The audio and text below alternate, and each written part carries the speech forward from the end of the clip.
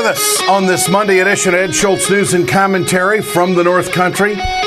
We've had some weather up here. Straight line winds, 40, 50, and 60 miles an hour. Here in Minnesota, it's been pretty amazing. Of course, tomorrow night is going to be the first Democratic debate. We will be there. I will be in the spin room for Bernie Sanders. We'll preview that coming up on this production of Ed Schultz News and Commentary. But I want to talk about Trump first, because the polling is still there.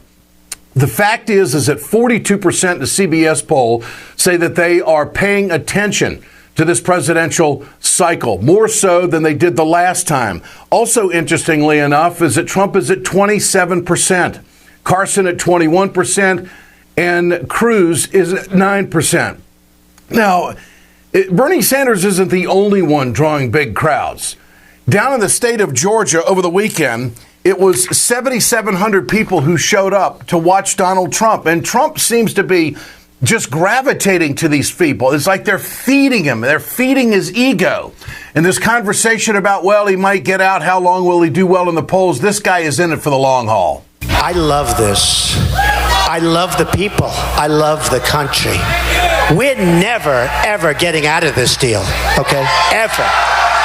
Ever. We're winning. We're going to take it to Cleveland, where we have the convention. And after that, we're going to beat Hillary or whoever it is so badly.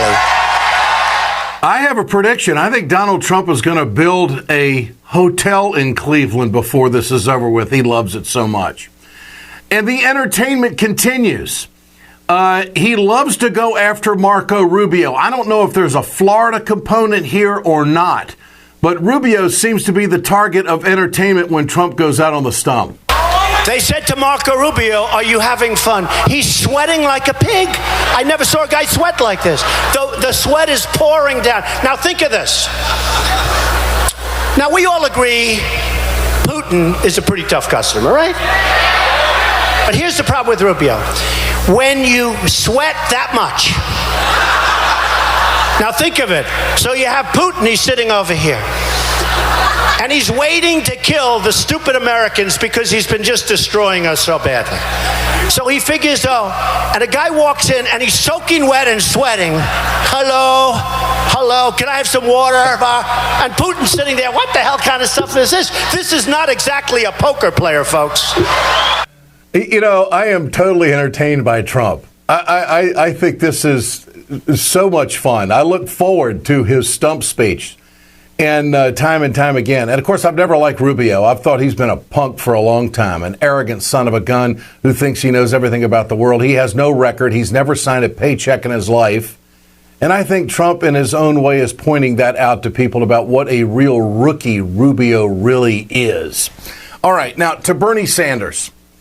The term socialist keeps being thrown at Bernie Sanders. And Claire McCaskill started it on one of the morning shows on the cable shows when she said months ago that she didn't think that a socialist could be elected president.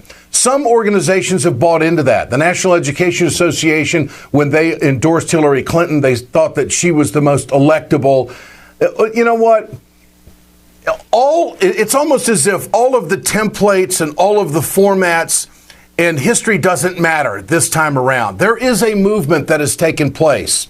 Now, this is going to be an extraordinary opportunity for Bernie Sanders to go into this debate tomorrow night and prove to the American people, a whole set of eyes and ears and minds across the country that haven't been paying attention to him. There's going to be a ton of independent voters who are going to be watching this. They're going to be looking for Hillary to do something. And Sanders, who has been Mr. Consistent throughout his entire political career, is going to be there. And people are going to realize that, you know, he's not the whacked out guy that the mainstream media tries to make him out to be. So Sanders is setting the table in a very interesting manner on Meet the Press, turns this socialist term around and asks the question. The other day I noticed you said, you know what, don't use the word socialist. I'm gonna say I'm a progressive. No. Are you pushing back on the idea? Or you embrace I'm a European socialist? Look, when one of your Republican colleagues gets on the show, do you say, are you a capitalist? Have you ever referred to them as capitalists? Yeah. Are you a capitalist? No. I'm a democratic socialist. But what I mean is I've been elected as an independent throughout my political career.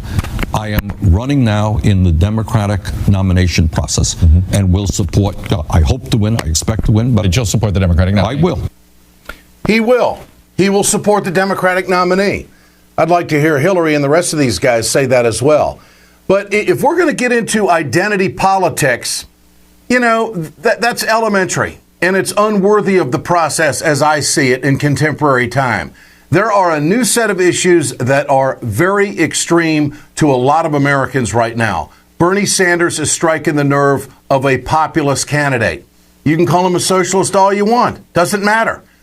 All people want their health care, they want their education, and they want a better future for their kids. That's what this is about.